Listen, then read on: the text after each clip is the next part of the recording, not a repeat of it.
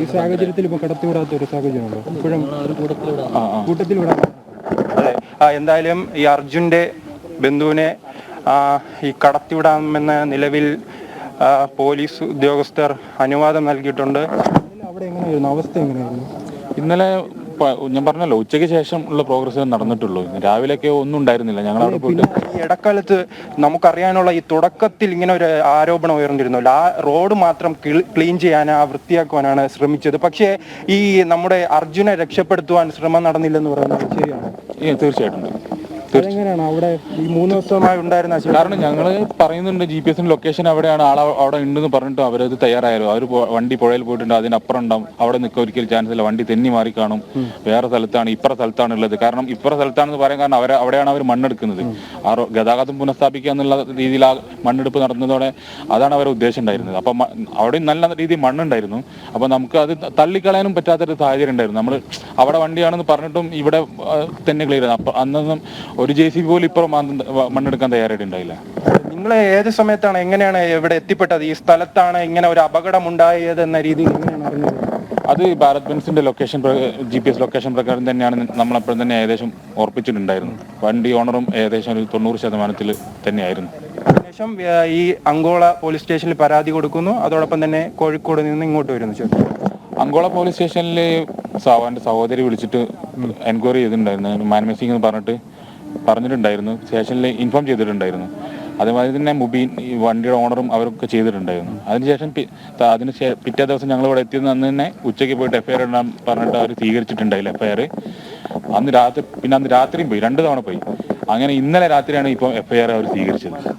ആദ്യ ദിവസം ഇവിടെ എത്തിയില്ല, അപ്പോൾ ഇവിടെ ഉള്ള സാഹചര്യം? ഞാൻ ആദ്യ ദിവസമല്ല എത്തിയത്, രണ്ടാമത്തെ എങ്ങനെയാണ് സാഹചര്യം ആദ്യമായിട്ട് വന്നപ്പോൾ? ആദ്യമായിട്ട് അപ്പോഴേക്കും നിലവിൽ അവിടെ വെളിയിൽ കണ്ട വണ്ടികളൊക്കെ അവർ റിമൂവ് ചെയ്തിട്ടുണ്ടായിരുന്നു. കുറച്ച് വണ്ടികളും ബോഡികളും എല്ലാം അതെല്ലാം അവർ ചെയ്തിട്ടുണ്ടായിരുന്നു. അതായത് കാണാൻ പറ്റിയതും കുറച്ച് കാര്യങ്ങൾ ഇനീഷ്യൽ സ്റ്റെപ്പിൽ മണ്ണ് എടുത്തപ്പോൾ ഉണ്ടായ എല്ലാം അവർ നീക്കം ചെയ്തിട്ടുണ്ട്. പക്ഷെ അവർക്ക് അന്ന് തന്നെ ഒരു ശ്രമം നടത്താമായിരുന്നു ആ ദിവസങ്ങളിൽ. തീർച്ചയായിട്ടും നടത്തായിരുന്നു. ഞങ്ങളുടെ വാക്കുകൾ ഉൾക്കൊണ്ടിട്ടുണ്ടെങ്കിൽ തീർച്ചയായിട്ടും നടത്തായിരുന്നു.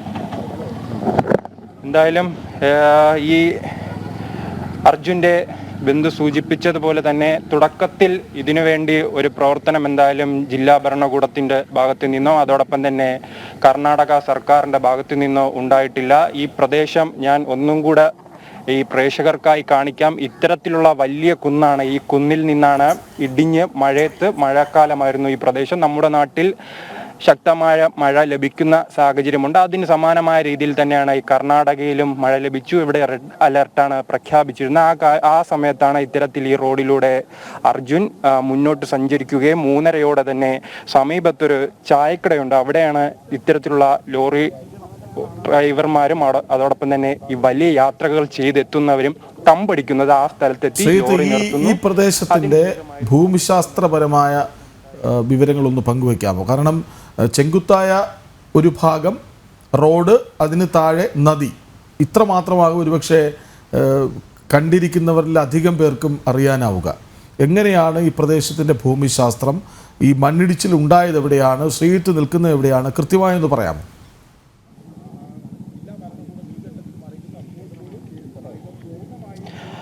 കൃഷ്ണരാജ്, ഞാൻ നിൽക്കുന്നത് ഈ സ്ഥലത്ത് നിന്നും 2 കിലോമീറ്റർ അകലെയാണ് ഇത്തരത്തിലുള്ള ഒരു സ്ഥലമുള്ളത്.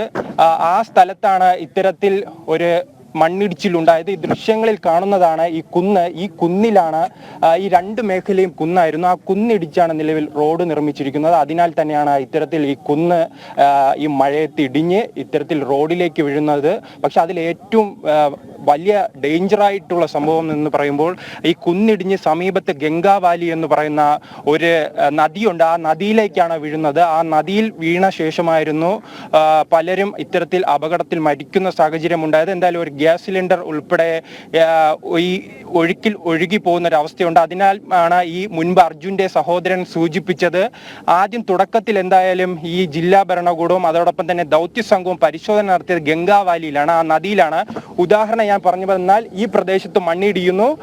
ഈ മണ്ണിടിഞ്ഞ് ആ റോഡിലേക്ക് പോയി ഓപ്പോസിറ്റ് സൈഡിലുള്ള നദിയിലേക്ക് പതിക്കുന്ന ഒരു വലിയൊരു ദുരന്തമായ സാഹചര്യമാണ്. ആ നദി എന്തായാലും മണിക്കൂറുകൾ കഴിഞ്ഞ് തന്നെ നമുക്ക് ആ സ്ഥലത്ത് എത്താൻ കഴിയുമെന്ന് പ്രതീക്ഷിക്കുന്നു. ആ സമയങ്ങളിൽ പ്രേക്ഷകർക്ക് എത്തിക്കാൻ കഴിയുമെന്നും നാം വിശ്വസിക്കുന്നുണ്ട്. ആ നദിയിൽ നിലവിൽ ഈ കുന്നിടിഞ്ഞ വലിയ ഒരു ഈ മണ്ണിന്റെ കൂമ്പാരം തന്നെ ആ പ്രദേശത്ത് ഉള്ളതായി നമുക്ക് കാണാൻ കഴിയും. എന്തായാലും ഈ പ്രദേശത്ത് നിലവിൽ തിരച്ചിൽ നടന്നുകൊണ്ടിരിക്കുകയാണ്.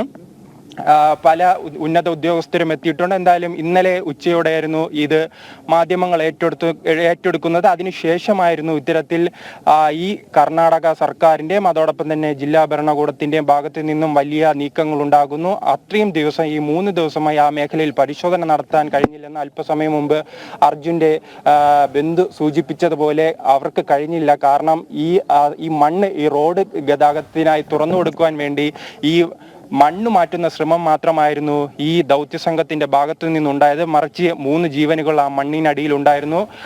അത് രക്ഷപ്പെടുത്തുവാൻ എന്തായാലും ഇവർ ആദ്യ തുടക്കഘട്ടത്തിൽ ശ്രമിച്ചില്ല. തുടർന്നാണ് ഇത് വലിയ വാർത്താ പ്രാധാന്യം നേടിയതിനു ശേഷമായിരുന്നു ഇത്തരത്തിൽ ഈ ദൗത്യസംഘം അവിടെ എത്തി പരിശോധന നടത്തുന്നത്. എന്തായാലും അല്പസമയത്തിനകം തന്നെ ബാംഗ്ലൂരിൽ നിന്നുള്ള റഡാർ സിസ്റ്റം ഇവിടെ എത്തിക്കും. അതിനുശേഷമായിരിക്കും ഈ റഡാർ സംവിധാനം ഉപയോഗിച്ചായിരിക്കും ഈ സിഗ്നൽ പരിശോധിക്കുക.